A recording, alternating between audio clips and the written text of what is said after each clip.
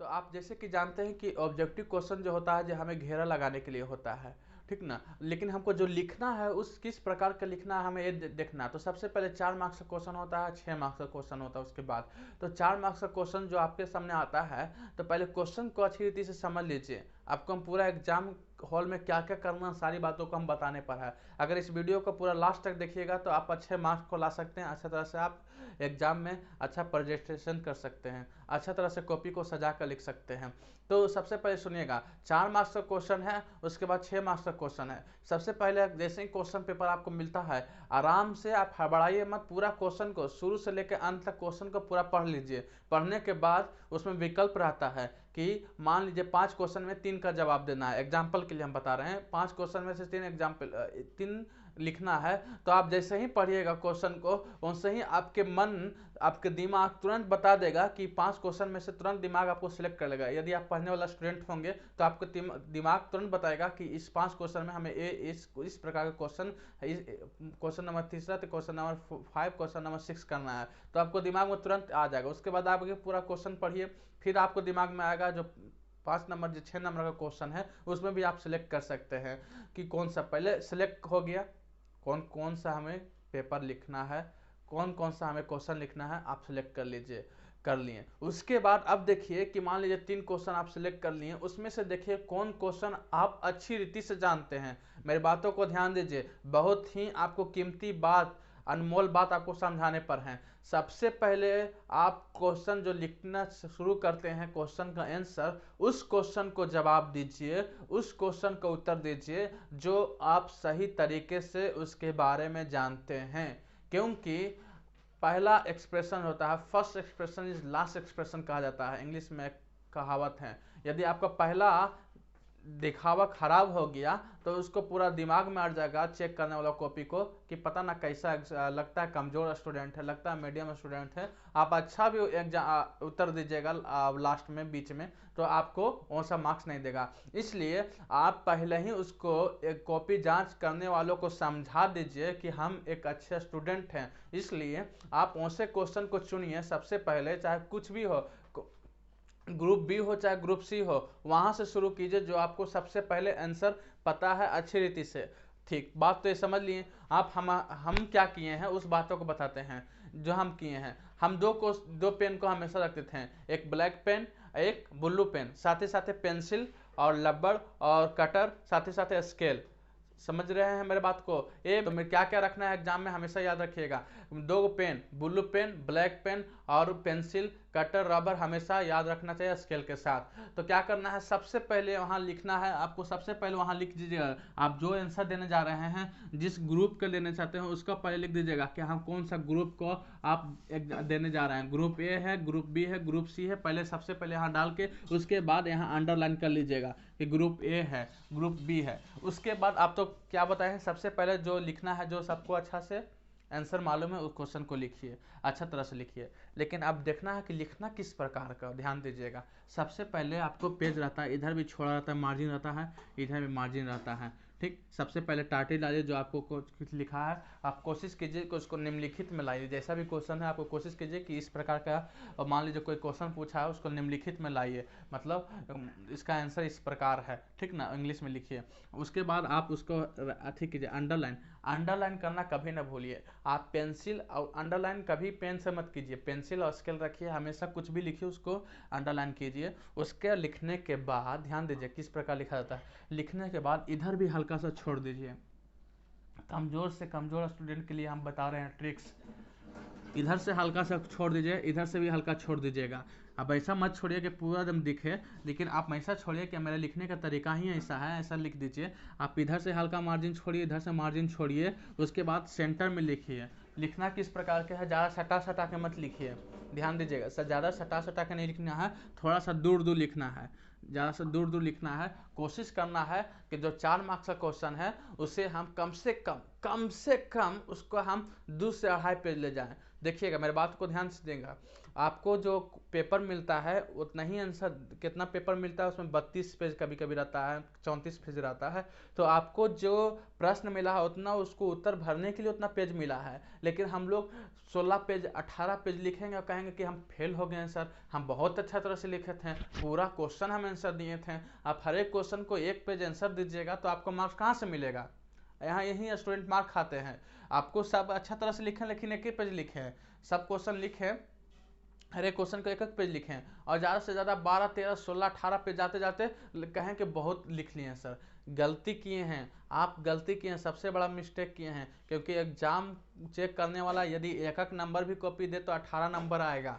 समझ में आ रहा है? तो हमेशा आपको मन में रखिएगा कि एक पेज लिख रहे हैं तो कम से कम एक नंबर देगा ही देगा, इसलिए हर एक कम से कम सोचिए, ज़्यादा से ज़्यादा तो आपको मिलने वाला ही है आपको रिजल्ट के अनुसार। तो इधर से छोड़ दिए, इधर से छोड़ दिए, आप लिखना शुरू किए, बात को ध्यान से लिखना शुरू किए, लिखते लिखते लिखते लिखते लिखते उसमें देखिए, क्वेश्चन में देखिएगा कहीं ड्राइंग बनाने का ऑप्शन है, खोजिएगा क्या इसमें ड्राइंग बनेगा। अगर नहीं बनेगा ज़बरदस्ती मत कीजिएगा, ना भी है तो मान लीजिए नहीं, ईटा पत्थर पूछ रहा है तो मतलब ऐसा नहीं, कुछ भी मैथ है तो मैथ में भी ड्राइंग बना दिए। जहाँ ज्योमेट्री है, जहाँ हमको ज़रूरत है वहाँ हमें हमेशा देना है, हमें भले ट्राई करना है कि हाँ दे सकते हैं, अगर जहाँ देना है वहाँ गलती से भी ना छोड़िएगा, क्योंकि आपको मार्क्स कटेगा। तो आप ड्राइंग तुरंत मत बनाइए, कुछ लिखने के बाद ही कुछ अच्छा से ड्राइंग बनाइए, अच्छा सा ड्राइंग बनाइए। और ड्राइंग का बहुत ही मान होता है। ड्राइंग बना लिए, उसके बाद ड्राइंग के एक उसका नाम लिखना कभी मत भूलिए, ड्राइंग का नाम मत लिखिए, लिखना कभी मत भूलिएगा। समझ में आया? यहाँ नाम लिखिए कि इसका क्या क्या नाम है, ठीक ना, इसका क्या क्या नाम है, कुछ भी लिखिए यहाँ। समझ में आ रहा है? ड्राइंग का नाम लिख लिए, उसके बाद हो सके तो उसका एक्सप्लेन कीजिए, उसके बाद फिर क्वेश्चन में आ जाइए, उसके बाद लिखिए। समझ में आया? आपको अंदर उठेगा सर 4 पेज भरेगा कैसे, 3 पेज भरेगा कैसे। ध्यान से सुनिए, इधर आधा छोड़िए, इधर आधा छोड़ दिए, शुरू में निम्नलिखित लगा दिए, दो उसको इस प्रकार है, फिर उसके बाद रिपीट किए, उसके बाद ड्राइंग बना दिए, उसके बाद फिर लिखना शुरू किए। और जो लिखना शुरू किए हैं, ध्यान से सुनिएगा, उसके बाद फिर एक पेज रहता है, ध्यान दीजिएगा पेज पलटना चाहिए। बहुत ही इंपॉर्टेंट बात बता रहे हैं, ध्यान से सुनिएगा। आप हर एक प्रश्न को ऐसा तरीका से लिखिए कि एग्जाम को चेक करने वालों को एक बार आपको कॉपी ऐसे पलटना पड़े, एक बार पेज ऐसे पलटना पड़े, तभी आपको पूरा आंसर हो पाए। मतलब यहाँ से शुरू किए तो एक पेज ऐसे पलटे, उसके बाद फिर आगे पलटे, उसके बाद एंड होना चाहिए। समझ में आया? उस प्रकार के आपको दिमाग में होना चाहिए, बिना ऐसे नहीं कि यहाँ से लिखें और सामने ख़त्म कर दिए तो उसको लगेगा यहाँ से लिखे क्या लिखा है, बस उसको 2 नंबर दे के आपको भगा देगा। समझ में आ रहा है? उसे नहीं करना है। क्या बताए हैं? ठीक, आप उसको थ्योरी में लिखें, समझ में आया? उसी बात को थ्योरी में लिखें, हो सके तो उसको आप पॉइंट में लिख दीजिए। ऐसा ट्रिक्स कभी कोई नहीं बताएगा, आप खोल लीजिए, कितना भी यूट्यूब वीडियो में खोल लीजिए किस प्रकार एग्जाम में लिखना है, जो हम ट्रिक्स बता रहे हैं कभी नहीं बताएगा। आप उसको थ्योरी में लिखें, अच्छा किए, उसको ऐसे कहानी बना के लिखें, अच्छा किए, उसके बाद उस चीज़ को आप पॉइंट बाय पॉइंट लिखिए। समझ में आया? Point number 1, point number 2, point number 3, समझ में आया? इस चीज़ को लिखिएगा, आपको ऑटोमेटिक है कि आपको 2 से 3 पेज जाएगा। मेरी बातों को समझ में आ रहा है? चलिए उस बात को आप समझाने पर हैं, उसके बाद ध्यान दीजिएगा। जब भी क्वेश्चन, एक क्वेश्चन खत्म हो चुका, एक को पेज है, एक क्वेश्चन मेरा हमको यहाँ करते करते करते करते यहाँ लिखते लिखते यहाँ खत्म हो गया, तो आप स्केल लगा के वहाँ पेंसिल से हमेशा बॉर्डर डालना मत भूलें, डबल बॉर्डर लगा दीजिए, क्योंकि चेक करने वाला कॉपी को लगेगा कि यहाँ से वो जो क्वेश्चन जो चल रहा था उसका आंसर यहाँ तक खत्म हो चुका है। और कई बार पता नहीं चलता है चेक करने वालों को इस क्वेश्चन शुरू कहाँ से किया, कहाँ तक खत्म किया। आप हमेशा केवल ऐसे पॉइंट करते हैं क्वेश्चन नंबर 2, अब बस 2 रहता है छोटा सा और चलते जाता है, पता नहीं चलता है। वो हो सकता है आपको 2-3 क्वेश्चन ऐसे होगा, लगेगा कि एक ही का आंसर लिख रहा है, एक ही का मार्क्स दिया, पता चला कि आप फेल हो गए। आप 3 क्वेश्चन लिखे लेकिन मिला मार्क्स कितना, एक ही का मिला, क्योंकि उसको पता ही नहीं चला कि आप 2 ऐसे यहाँ घेरे थे, वहाँ से शुरू किए थे। मेरे बातों का ध्यान दीजिए, कई मिस्टेक ऐसे होते हैं, हम सही बात बता रहे हैं। इसलिए जब आप कॉपी शुरू करते हैं लिखने के लिए, जब आंसर खत्म हो जाता है उस प्रश्न का, तो आप पेंसिल से लगा के, स्केल लगा के सीधा सा पतला सा 2 लाइन से खींच लीजिए, अंडरलाइन पूरा लंबा लाइन कर लीजिए। उसके बाद क्वेश्चन फिर से शुरू कीजिए, क्वेश्चन। अच्छा, ध्यान दीजिएगा, जब आपको अंतर करने के लिए रहेगा, जब आपको दोनों में डिफरेंट ज्ञात करने के लिए रहेगा, दोनों का अंतर क्या है इस प्रकार का रहेगा, तो ध्यान से सुनिएगा। कम से कम आपको 8 से 10 पॉइंट रहना चाहिए। मेरे बातों को ध्यान दीजिएगा, 3 और 4 पॉइंट से काम चलने वाला नहीं है। आप अच्छा तरह से उसको पढ़िएगा। तो सबसे पहले किस प्रकार है, हम क्या बताएं, सबसे पहले उसको क्या करें, इसका आंसर निम्नलिखित फॉलोइंग इस प्रकार का निम्नलिखित है, ठीक ना। उसके बाद उसका अंतर नीचे कर दीजिए, पहले उसको क्या लिखिए, कहानी टाइप पे लिखिए, दोनों का अंतर इस प्रकार का है। पहले इसको थ्योरी में लिखिए, मतलब कहानी बना के लिखिए, समझ में आ रहा है, ठीक ना। इसका में ये होता है, इसका में ये होता है। उसी चीज को आप लास्ट या बीच में, आप उसको बीच में इसे करने के बाद यहाँ डालिए, मान लीजिए कुछ भी होगा, यहाँ है, मान लीजिए कुछ भी डालिए, कोई भी लीजिए टॉपिक लीजिए सूर्य और चांद में क्या अंतर है, सन यहाँ लिखिए और मून यहाँ लिखिए, उसके प्रकार। तो इस प्रकार आप कीजिएगा, इस प्रकार करना बहुत जरूरी है। इसको पहले आप क्या कीजिए, इस प्रकार लिखिए, उसके बाद इस प्रकार लिखिए, उसके बाद और कुछ आपको नॉलेज है तो लिखिए। तो अंतर वाला ध्यान से देगा, मतलब हमेशा टारगेट रखिएगा पेज भरने का, सही तरीका से पेज भरना।